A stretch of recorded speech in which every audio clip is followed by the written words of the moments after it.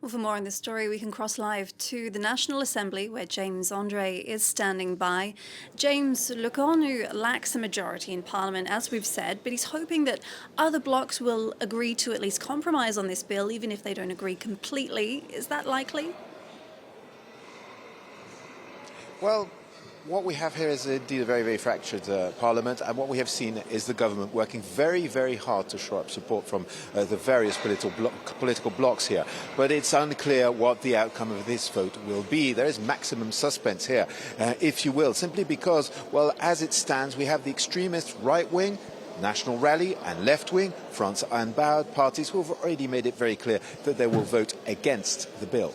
Then we have a central bloc, including the moderate left-wing Socialist Party, who will indeed vote the bloc. Then the centre-right is less clear with indeed, for example, the Horizon Party led by a former Prime Minister, Edouard Philippe, who indeed has called for abstention within its ranks. And same goes for the right-wing party, the Republicans. So if you do the maths, it's really going to be up to a few dozen seats, probably between 12 and 15 according to experts, with a big question mark: what will the ecologists do? They've just managed to get a last-minute concession from the government, who has decided to push the spending when it comes to hospitals and doctors in town from 2 to 3% increase. That is something they'd been wanting, so we'll have to see how they react today in this vote. But yes, it is very fractured and very, very unsure at this point. So what's at stake here? I mean, what could happen if this bill doesn't pass?